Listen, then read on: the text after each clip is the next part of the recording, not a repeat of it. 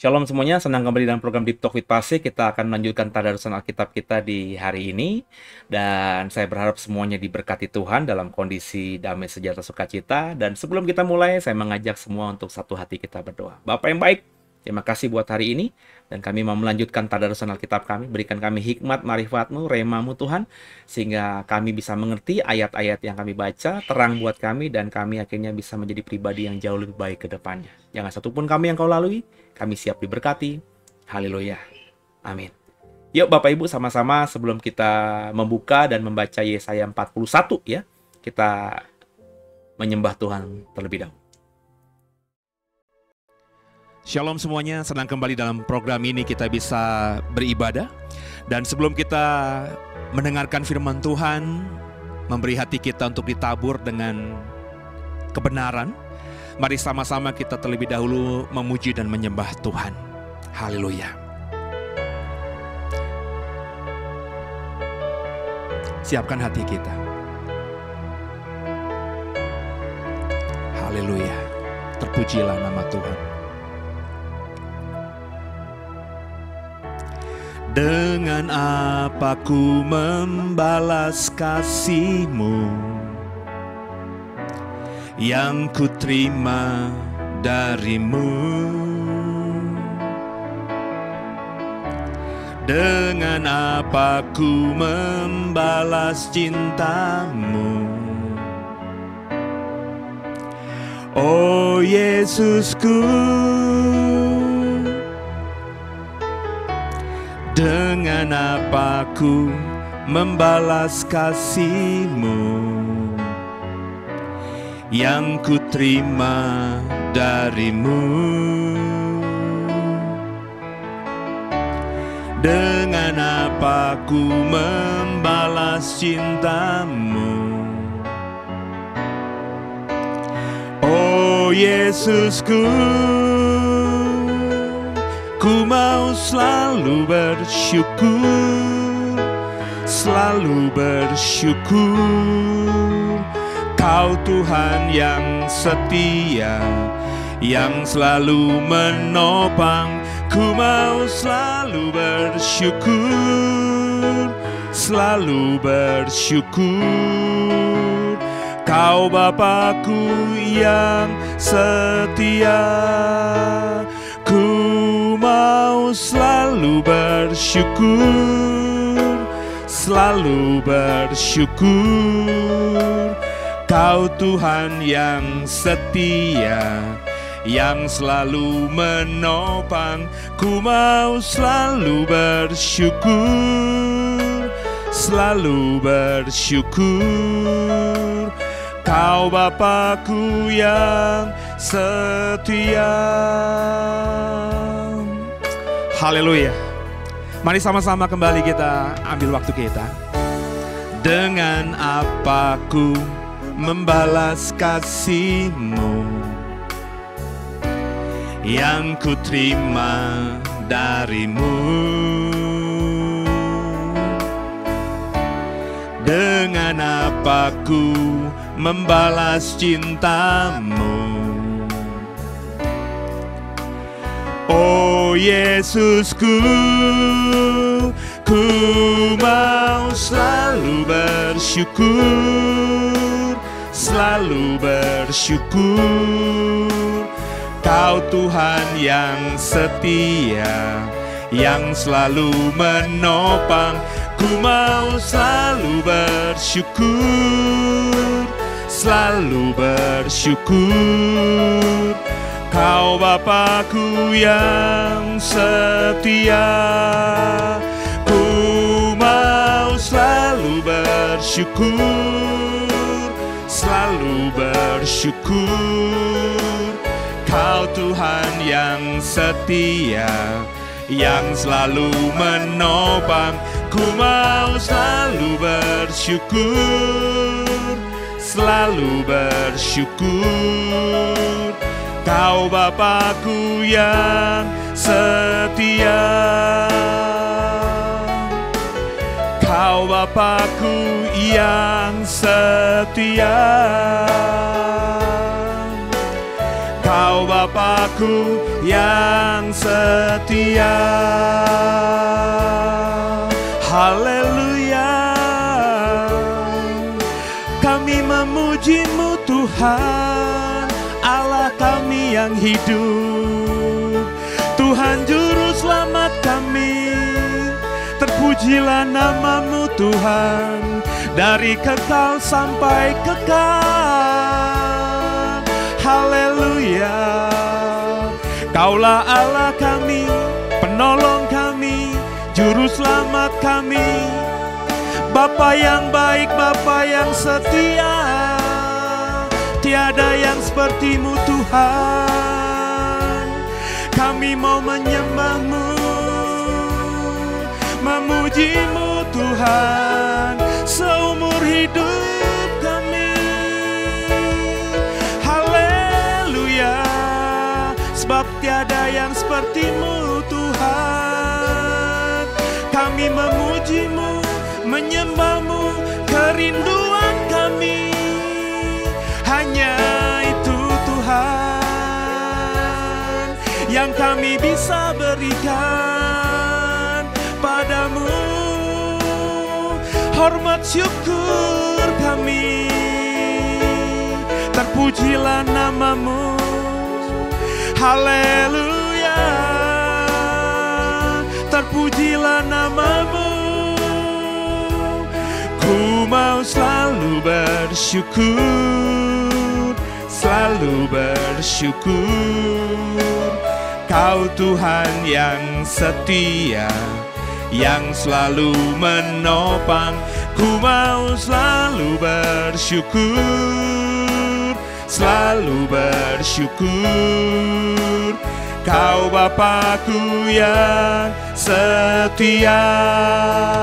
Ku mau selalu bersyukur, selalu bersyukur.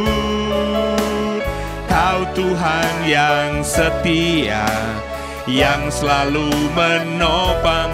Ku mau selalu bersyukur, selalu bersyukur. Kau Bapa-Ku yang setia. Kau Bapa-Ku yang setia. Kau Bapa-Ku yang setia. Haleluya. Terpujilah nama Tuhan. Ya, kita akan ngebahas Yesaya pasal 41, saudara ya. Dan kita sudah berdoa dan kita akan membaca perikopnya Tuhan membangkitkan seorang pembebas. Ayat 1 bersama ya. Dengarkanlah aku dengan berdiam diri, hai pulau-pulau, hendaklah bangsa-bangsa mendapat kekuatan baru. Biarlah mereka datang mendekat, kemudian berbicara, baiklah kita tampil bersama-sama untuk berperkara. Siapakah yang menggerakkan dia dari timur? Menggerakkan dia yang mendapat kemenangan di setiap langkahnya, yang menaklukkan bangsa-bangsa ke depannya dan menurunkan raja-raja. Pedangnya membuat mereka seperti debu dan panahnya membuat mereka seperti jerami yang tertiup. Ia mengejar mereka dan dengan selamat ia melalui jalan yang belum pernah diinjak kakinya. Siapakah yang melakukan dan mengerjakan semuanya itu? Dia yang dari dahulu memanggil bangkit keturunan-keturunan, aku, Tuhan yang terdahulu. Dan bagi mereka yang kemudian, aku tetap dia juga. Pulau-pulau telah melihatnya dan menjadi takut. Ujung-ujung bumi pun gemetar. Mereka datang dan makin mendekat. Yang seorang menolong yang lain dan berkata kepada temannya, kuatkanlah hatimu. Tukang besi menguatkan hati tukang emas, dan orang yang memipihkan logam dengan martil menguatkan hati orang yang menempa di atas landasan. Ia berkata tentang Patrian, itu baik. Lalu menguatkannya dengan paku-paku sehingga tidak goyang. Istri hamba Tuhan. Tapi engkau, hai Israel hambaku, hai Yakub dan yang telah kupilih keturunan Abraham yang kukasihi. Engkau telah kuambil dari ujung-ujung bumi dan telah kupanggil dari penjuru-penjurunya. Aku berkata kepadamu, engkau hambaku, aku telah memilih engkau dan tidak menolak engkau. Janganlah takut sebab aku menyertai engkau. Janganlah bimbang sebab aku ini Allahmu. Aku akan meneguhkan, bahkan akan menolong engkau. Aku akan memegang engkau dengan tangan kananku yang membawa kemenangan. Sesungguhnya, semua orang yang bangkit amarahnya terhadap engkau akan mendapat malu dan kena noda. Orang-orang yang membantah engkau akan seperti tidak ada dan akan binasa. Engkau akan mencari orang-orang yang berkelahi dengan engkau, tapi tidak akan menemui mereka. Orang-orang yang berperang melawan engkau tidak akan seperti tidak ada dan hampa. Sebab aku ini Tuhan Allahmu, memegang tangan kananmu dan berkata kepadamu, jangan takut, akulah yang menolong engkau.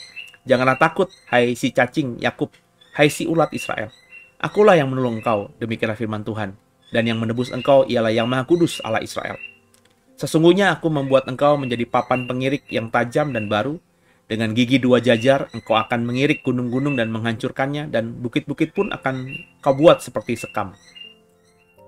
Engkau akan menampi mereka, lalu angin akan menerbangkan mereka, dan badai akan menyerahkan mereka. Tapi engkau ini akan bersorak-sorak di dalam Tuhan, dan bermegah di dalam yang Maha Kudus Allah Israel. Orang-orang sengsara dan orang-orang miskin sedang mencari air, tapi tidak ada. Lidah mereka kering kehausan. Tapi aku, Tuhan akan menjawab mereka, dan sebagai Allah orang Israel, aku tidak akan meninggalkan mereka.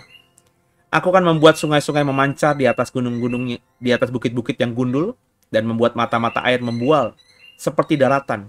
Aku akan membuat padang gurun menjadi telaga, dan memancarkan air dari tanah kering. Aku akan menanam pohon aras di padang gurun, pohon ponaga, pohon murat, pohon minyak. Aku akan menumbuhkan pohon sanobar di padang belantara, dan pohon berangan, serta pohon cemara di sampingnya, supaya orang melihat dan mengetahui, memperhatikan dan memahami bahwa tangan Tuhan yang membuat semuanya ini, dan yang Maha Kudus Allah Israel yang menciptakannya. Perikop berikutnya, Tuhan menantang berhala-berhala ayat 21. Ajukanlah perkaramu firman Tuhan, kemukakanlah alasan-alasanmu firman Raja, Allah Yakub. Biarlah mereka maju dan memberitahukan kepada kami apa yang terjadi, apa yang akan terjadi. Nubuat yang terdahulu, beritahukanlah apa artinya, supaya kami memperhatikannya, dan hal-hal yang akan datang, kabarkanlah kepada kami, supaya kami mengetahui kesudahannya. Beritahukanlah hal-hal yang akan datang kemudian, supaya kami mengetahui bahwa kamu ini sungguh Allah. Bertindak sajalah, biar secara baik ataupun secara buruk, supaya kami bersama-sama tercengang melihatnya. Sesungguhnya, kamu ini adalah seperti tidak ada, dan perbuatan-perbuatanmu adalah hampa. Orang yang memilih kamu adalah kejijikan. Aku telah menggerakkan seorang dari utara, dan ia telah datang dari sebelah matahari terbit. Aku telah memanggil dia dengan namanya. Seperti tukang periuk menginjak-injak tanah liat, demikianlah dia akan menginjak-injak penguasa-penguasa seperti lumpur. Siapakah yang memberitahukannya dari mulanya, sehingga kami mengetahuinya, dan dari dahulu sehingga kami mengatakan, benarlah dia. Sungguh tidak ada orang yang memberitahukannya, tidak ada orang yang mengabarkannya, tidak ada orang yang mendengar sepatah kata pun daripadamu. Sebagai yang pertama, aku memberitahukannya kepada Sion, dan aku memberitahukan orang yang membawa kabar baik kepada Yerusalem. Apabila aku melihat berkeliling, maka tidak ada seorang pun, dan di antara semua mereka ini tidak ada yang dapat memberi petunjuk, atau yang dapat memberi jawab kalau aku menanyakan mereka. Sesungguhnya sekaliannya mereka seperti tidak ada, perbuatan-perbuatan mereka hampa, patung-patung tuangan mereka angin dan kesia-siaan. Haleluya.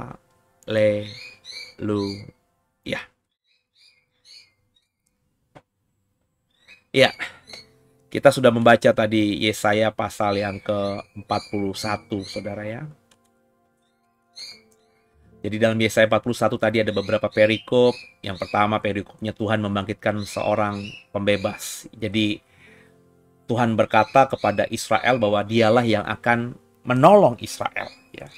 Jadi meskipun Tuhan mengizinkan ada orang yang menggerakkan seseorang untuk menghancurkan Israel, ya, menggerakkan seseorang agar dia mendapatkan kemenangan di setiap langkahnya, menaklukkan bangsa-bangsa dan menurunkan raja-raja.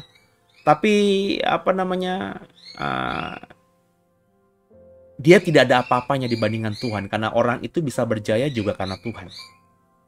Ya, jadi ini yang harus dipahami oleh setiap kita. Ini dalam pembacaan tadarusan kita sudah berulang-ulang ya, bahwa kalau Tuhan sudah menetapkan kita juga hidup dalam jalannya Tuhan, ya mestinya kita tidak akan melewati hambatan yang berarti atau masalah yang berat. Tapi andai kata kita salah dan Tuhan menghukum kita dengan membuat kita berantakan, ada orang lain yang Tuhan pakai bisa membuat kita sepertinya berantakan, bermasalah, mengalami persoalan, penderitaan, dan seterusnya. Tapi kalau kita bertobat kepada Tuhan dan kita terus percaya bahwa Tuhanlah yang memelihara kita, Tuhan nanti akan tolong kita pada waktunya. Ya. Dan ini yang sudah kita bahas dalam banyak tadarusan, bagaimana Raja Asyur, ya, Sanherib, bagaimana Nebukadnezar, Raja Babel, itu meskipun Tuhan izinkan menyerang Yehuda, menyerang Israel, ya, dipakai Tuhan untuk memenangi pertempuran mereka. Tapi ketika sudah masanya, sudah waktunya, Tuhan sikat habis tuh. Bahkan ketika Sanherib, Raja Asyur begitu sombongnya, dan dia sudah tinggal lemparan batu sampai kepada Yerusalem. Kalau Tuhan tidak berkenan karena kesombongan Sanherib, ya, dan Tuhan masih ingat pada Yehuda, nggak bisa tuh Sanherib dan Asyur mengalahkan Yehuda. Tiba-tiba hilang aja, tiba-tiba lari saja, tanpa peperangan loh saudara. Ya. Tapi ketika akhirnya Nebukadnezar dengan Babelnya berhasil mengalahkan Yerusalem, itu karena Yerusalem, Yehuda tidak mau bertobat. Sudah diselamatkan Tuhan dari Asyur, tapi nggak mau berpaling kepada Tuhan dengan sepenuh hati. Akhirnya Tuhan hajar dengan Babel dan Nebukadnezar. Tapi itu pun ada waktunya. Ketika Tuhan sudah menetapkan waktunya hanya 70 tahun, ya cuma 70 tahun. Akhirnya orang Yahudi, orang Yehuda kembali lagi ke Yerusalem. Ada lagi bangsa Yehuda di situ. Meskipun tidak lagi menjadi sebuah bangsa merdeka, ada dalam sebuah kendali pemerintahan provinsi dari Yunani berikutnya, Romawi berikutnya, tapi tetap bangsa Yahudi tidak hilang. Ya, tidak binasa begitu maksud saya. Jadi percayalah kepada Tuhan, karena Tuhan yang memegang setiap langkah kita. Ya. Juga perikop Israel sebagai hamba Tuhan. Bahwa kalau kita mengimani kita adalah hamba Tuhan, ya Tuhan adalah Tuhan kita, ya percayakan aja udah hidup kita sama Dia, ya. Apalagi kalau kita sebagai hamba sudah mengerjakan pekerjaan dan tanggung jawab kita, seperti saya bilang tadi di awal, ya Tuhan pasti akan bela kita, ya. Orang yang jahat berniat jahat kepada kita pasti akan dihancurkannya. Dia mungkin bisa mengalahkan kita, tapi dia tidak mungkin bisa mengalahkan Tuhan kita. Dia tidak bisa mengalahkan Tuhan kita. Dunia mungkin bisa menggocok kita, tapi Tuhan nggak mungkin bisa menggocok Tuhan kita atau Tuhan kita. Dan Tuhan kita yang tidak bisa digocok oleh dunia pasti akan tolong kita, sebab biar bagaimanapun kita adalah miliknya. Kita menderita, kita susah, Dia juga yang rugi, karena kita berarti tidak efektif lagi buat Dia. Maka Dia pasti akan tolong kita, selamatkan kita, supaya apa? Supaya keberadaan kita itu menjadi menguntungkan dirinya, kan begitu. Logika berpikirnya kan begitu. Maka Tuhan pasti akan bela setiap hamba-hambanya. Kecuali hamba-hambanya ini memang dalam perspektif tuan dan hamba, Tuhan dan budak, ya budaknya ini udah nggak bener lah, ya udah sakit-sakitan, budaknya ini sudah cacat, sudah tidak punya kekuatan, ya. Atau tuannya ini udah benci banget karena si budaknya ini berkali-kali menyakitkan hatinya dia, ya mungkin akan dibiarkan binasa begitu saja. Tapi selama si budak, si hamba itu masih terus menyenangkan dia, ya, masih hidup berusaha untuk melakukan yang terbaik bagi tuannya pasti akan rugi lah kalau si budaknya ini misalnya dihajar oleh orang lain. Karena budak itu kan milik Tuhan. Jadi kalau budak kita ya itu diusik-usik orang, berarti orang itu sedang mengusik kita. Maka pasti sebagai tuannya kita akan membela budak kita. Meskipun ini hanya budak. Tapi karena orang mengusik budak kita, itu mengusik kita, maka kita pasti terusik. Begitu juga dengan Tuhan, saudara. Jadi andai kata kita bisa diganggu, dizolimi oleh orang dunia, nggak lama, lewati aja, nggak lama. Waktu Tuhan pasti akan membela kita tepat pada waktunya. Jadi ini yang saya dapatkan dari apa yang kita bisa baca tadi, bahwa Tuhan itu adalah Tuhan kita dan Israel adalah hambanya Tuhan. Ya. Meskipun tadi bahasanya kan keren banget ya. Meskipun orang-orang sengsara miskin mencari air, lidah mereka kering kehausan, tapi aku Tuhan akan menjawab mereka. Ya. Aku tidak akan meninggalkan mereka. Itu janji Tuhan loh pada hamba-hambanya, kepada budaknya. Ya. Tuhan katanya, aku akan membuat sungai memancar di atas bukit-bukit yang gundul, membuat mata-mata air membual di tengah dataran, ya, membuat padang gurun menjadi telaga dan memancarkan air dari tanah kering. Apa sih nggak mungkin bagi Tuhan? Ketika kita kehausan, dahaga hampir mati, Tuhan bisa men-switch, merubah kondisi kita yang kering itu menjadi limpah dengan air.